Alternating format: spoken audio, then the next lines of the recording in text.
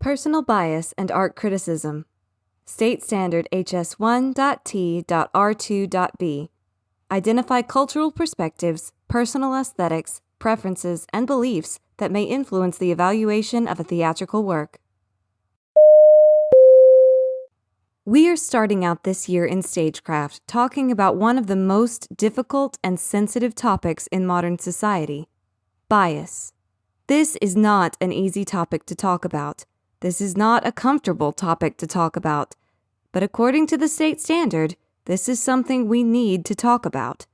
Bias refers to the tendency to favor or reject a thing, person, or group based on personal tastes or societal factors. Is having bias a bad thing or a good thing? The fact is, bias is a neutral term. Every person on the planet has bias. Bias is a part of being human, like fingernails or eyelashes. Having it does not make you evil, and it does not make you good. It makes you normal. So, why do we think of bias as a bad thing if it's really a neutral thing? There are two ways a person can deal with their bias. Either they know about it, or they don't. When a person is aware of their biases, they understand that while they have a certain perspective on the world, that's only one way to look at things. Other people have other experiences and points of view, and none of them are necessarily better than the others. If you are aware that you have a bias, you're also more likely to listen to people when they share their experiences and points of view. And because you're more likely to listen, you're more likely to learn new things and grow into a person who leads a rich, dynamic life full of new and interesting things. Most importantly, being aware of your biases gives you the power to value the people you meet from all backgrounds and build healthy relationships in spite of your differences. If, however, you don't know about your biases, you don't see your point of view on the world as just one way out of many, you see your ideas as fact. You might be aware that people have different experiences, but you think of yourself as being in the right and they are in the wrong. When someone shares an opinion or experience that contradicts yours, you aren't open to it.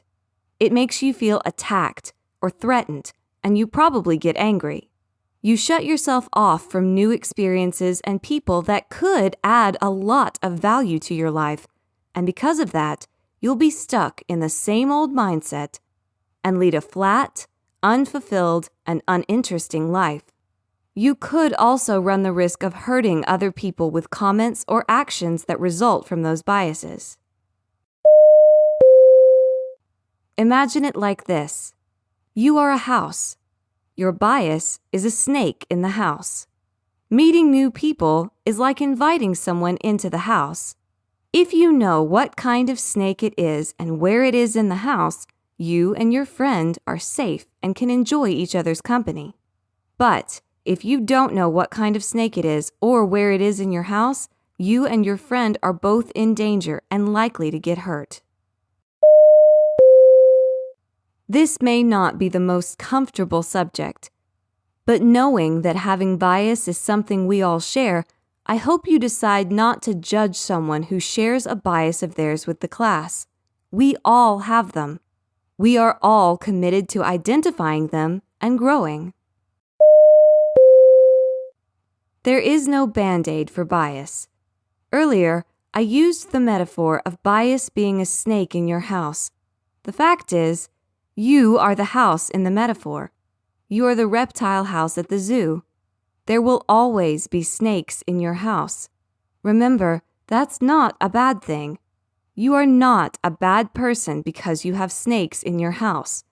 It's only bad if you let the snakes run loose everywhere.